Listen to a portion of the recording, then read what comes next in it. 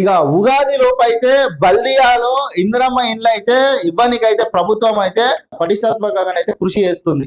ఇక బల్దియాలో ఉన్నటువంటి లబ్ధిదారులకు ఇందిరమ్మ ఇండ్లు అయితే ఇస్తారట ఉగాది లోపు. ఇగో ఉగాది లోపే బల్దియాలో ఇందిరమ్మ ఇండ్లు జిహెచ్ఎంసీ పరిధిలో సొంత స్థలాలు ఉన్న పేదలకు మంజూరు.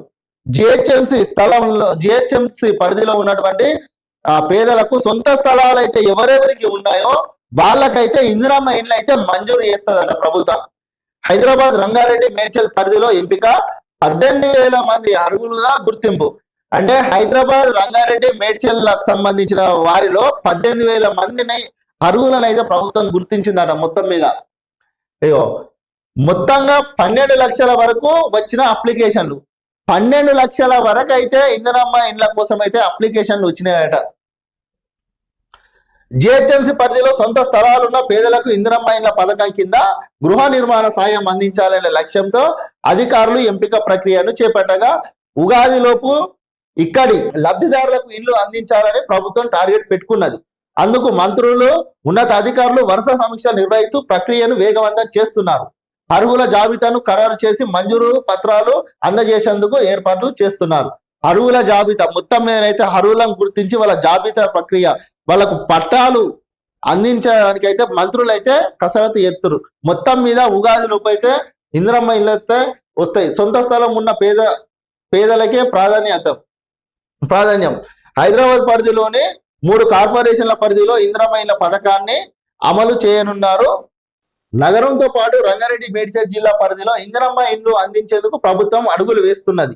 ఈ ప్రాంతాల నుంచి భారీగా దరఖాస్తులు రావడంతో అధికారులు ఫీల్డ్ స్థాయిలో తనిఖీలు చేపట్టారు. స్థానిక స్థాయిలో ప్రత్యేక బృందాలు ఇంటింటికి వెళ్లి వివరాలు సేకరించాయి.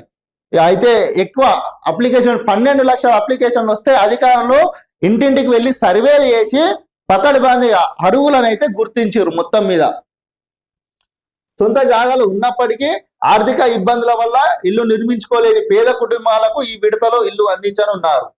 అయితే మొత్తం సొంత జాగాలు ఖాళీ ప్లేస్ ఉన్న వాళ్ళను, డబ్బులు లేని వాళ్ళకైతే ఈ ఇందిరమ్మ ఇళ్ళకైతే ఎంపికనైతే అధికారులు అయితే చేసినట్టు తెలుస్తుంది. మొత్తం మీద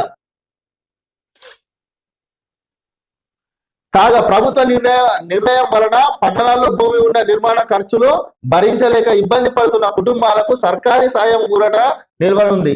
ఆదాయ పరిమితి, కుటుంబ పరిస్థితుల, భూ యాజమాన్య పత్రాల వంటి అంశాల ఆధారంగా అర్హతను నిర్ధారిస్తూ మొత్తం సుమారు 12 లక్షల మంది ఇందిరమ్మ ఇళ్ల కోసం దరఖాస్తులు చేసుకున్నట్టు అధికార వర్గాలు వెల్లడించాయి.